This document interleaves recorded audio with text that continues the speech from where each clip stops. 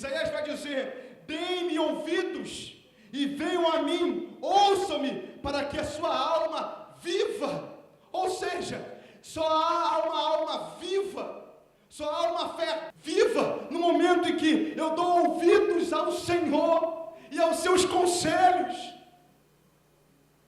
Venham a mim, olha o que o Senhor está dizendo, venham a mim, o profeta está dizendo, venham a mim, venham a mim, não vão à igreja, não vão ao pastor, venham a mim e deem-me ouvidos, ouçam-me, para que a alma de vocês viva, para que vocês não sejam seres mortos, mas para que a alma de vocês vivam. Deem-me ouvidos, ouçam a minha palavra, ouçam a minha voz, não tape os seus ouvidos, não pare de dar ouvido ao conselho do Senhor, porque senão a sua fé, a sua alma, será uma fé de uma alma morta.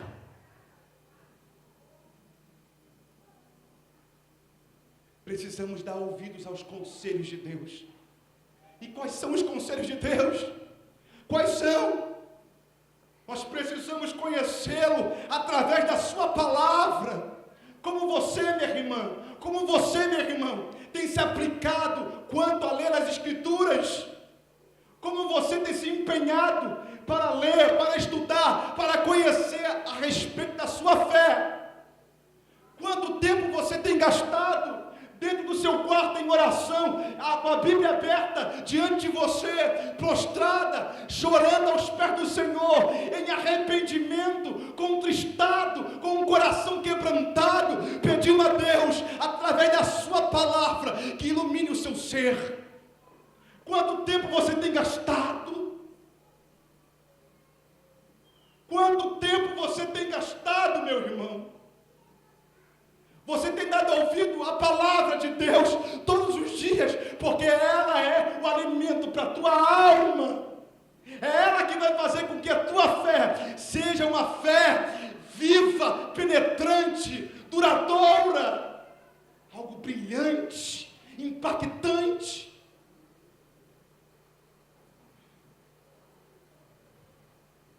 Quando eu desejo orar por alguém que está enfermo, sabe o que eu faço, meu querido? Minha esposa é testemunha, eu vou até o meu quarto, pego livros dos heróis da fé, pego livros de homens que foram usados em cura e começo a lê-los. Eu pego passagens do Evangelho de Lucas, de João, onde fala a respeito de curas milagrosas, a qual Jesus fez. Eu leio o livro de Atos, e ali eu consigo, sabe o que, meu querido? Compreender todo o conselho de Deus concernente ao poder que Ele tem para curar o enfermo. Precisamos buscar o conselho da palavra. Que conselho é esse? Você precisa ter no teu coração uma fé viva em quem? No Filho de Deus. Se você não conhecer quem é o Filho de Deus, como você terá fé? Quem é o Filho de Deus? Quem é Jesus na sua raiz, na sua essência? Quem é Jesus revelado através do Novo Testamento, revelado no Antigo Testamento para nós? Nós temos isso aqui, meu querido. Quem é o Filho de Deus? Você tem se empenhado a conhecê-lo? Eu preciso conhecer quem é o Salvador dos homens. Eu preciso conhecê-lo como um Salvador, para que a minha fé venha ser uma fé mais alicerçada. Eu preciso conhecer que Ele me salvou na cruz do Calvário. Eu preciso conhecê-lo como meu Salvador. Uma certeza. Nós precisamos conhecê-lo como o único mediador entre Deus e os homens. Eu preciso conhecer como o único medianeiro entre Deus e eu. É Ele, Jesus Cristo. Eu preciso conhecer esta obra maravilhosa que Ele fez por mim. Nós precisamos conhecer todo o conselho de Deus, para que a nossa fé venha a ser uma fé alicerçada.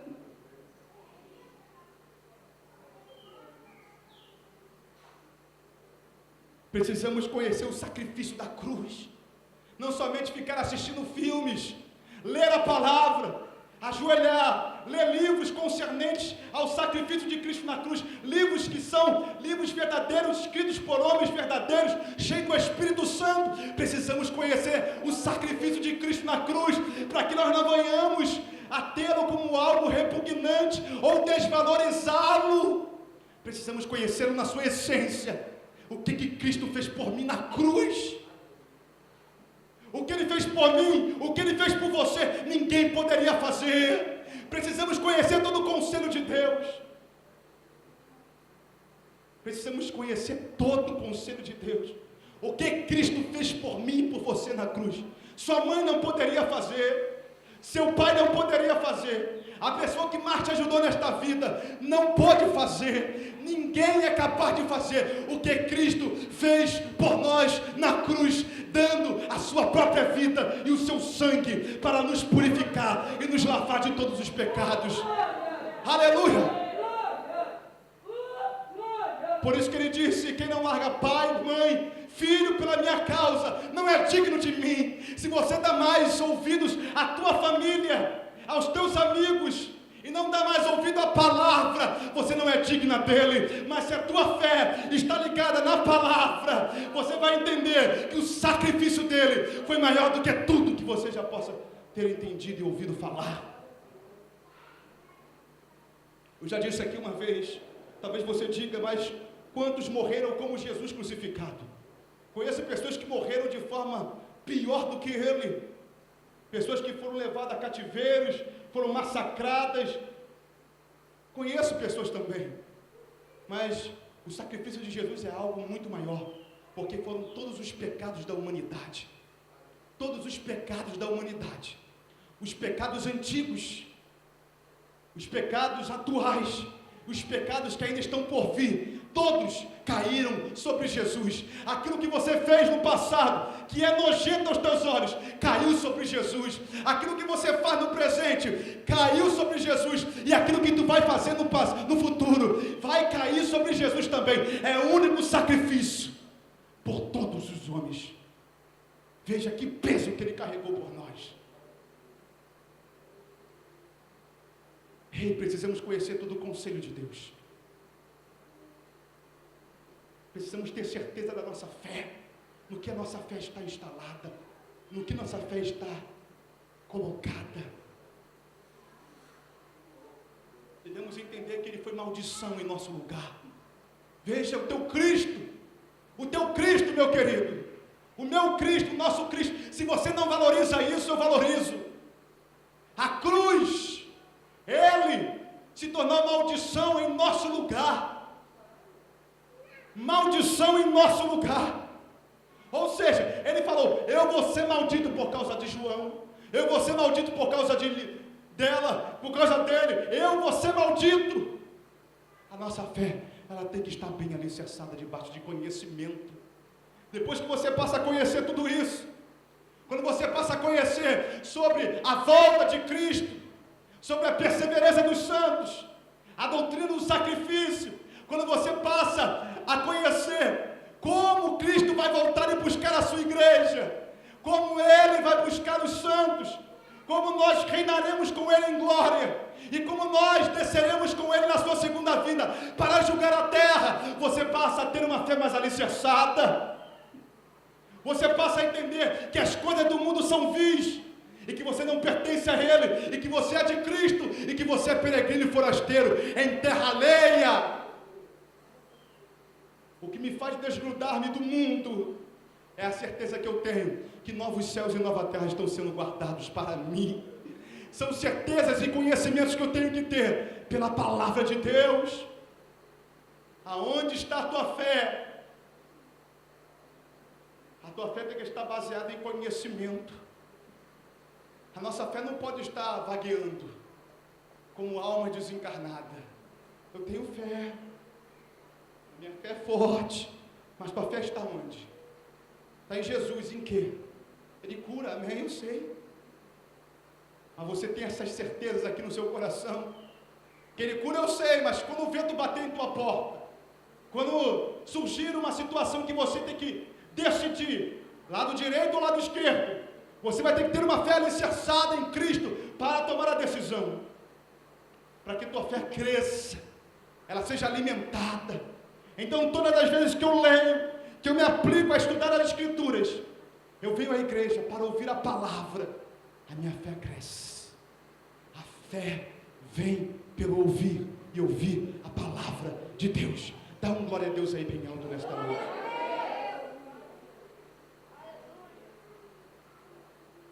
Segunda coisa, depois de eu conhecer, eu passo a crer. Depois de conhecer todo o conselho de Deus, depois de eu ter uma comunhão com Ele íntima, eu passo a crer nele de todo o meu coração.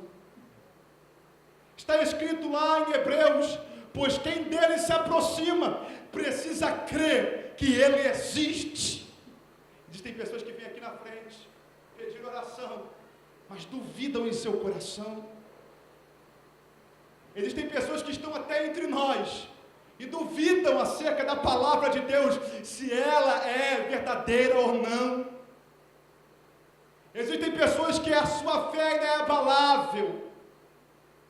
Existem pessoas ainda que duvidam acerca de alguns milagres de Jesus.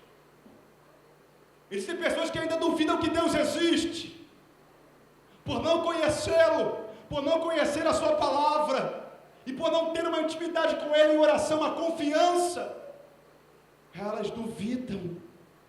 Mas o escritor de Hebreus está dizendo: olha, aqueles que se aproximam de Deus precisam crer que Ele existe. É o primeiro passo. Crer, acreditar. Eu, antes de pregar esta mensagem, ela tem que estar puxando dentro de mim, latente, pipocando dentro do meu coração.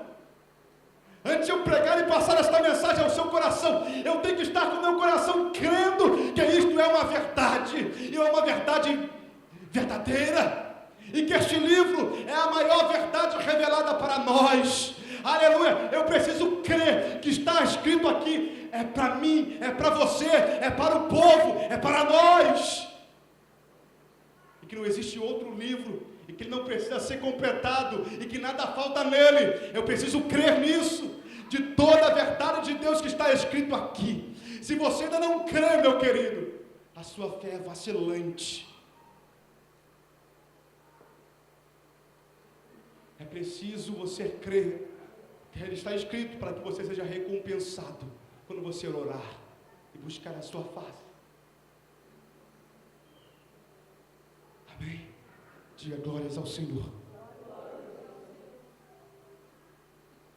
A mente só passa a crer. Entendam isso. A tua mente só vai capaz de crer. A tua fé só vai ser capaz de evoluir no momento em que você passar a conhecer. Se você não conhecer, você não vai crer. Se você não vier aos cultos da palavra, você não vai crer. Sua fé vai ser uma fé superficial, uma fé abalável. Você não vai saber tomar decisões. A sua fé vai estar pautada em outras coisas e não na realidade da palavra. Como eu conheço pessoas que estão se apostatando da fé, largando Cristo, indo servir a Satanás. Como eu conheço pessoas, largam Cristo para se dobrar diante de estátuas feitas por mão de homens, abandonam a sua fé, largam a fé e vão buscar o azeitezinho do milagre, a fitazinha do milagre, bota no braço, achando que a fé está ali, quando não. A fé está no momento em que você passa a ter conhecimento, e depois de conhecer todos os conselhos de Deus, você passa a crer. Eu creio agora. Eu creio que o sangue de Jesus Cristo me purifica de todo pecado. Eu creio. Quando o inimigo diz para mim: Bruno, você é um pecador, eu digo: eu sou um pecador, porém redimido pelo sangue de Jesus. Eu creio nisso. Quando os demônios se levantam e dizem: você não tem autoridade, eu creio, pois está escrito em Marcos capítulo 16, que toda autoridade foi me dada para pisar na cabeça da serpente, expulsar demônios e curar enfermos. Deus nos deu essa autoridade. Aleluia, porque está escrito, é pela fé.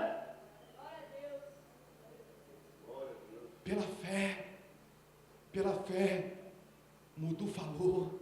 Pela fé, surdo ouviu. Pela fé, paralítico andou.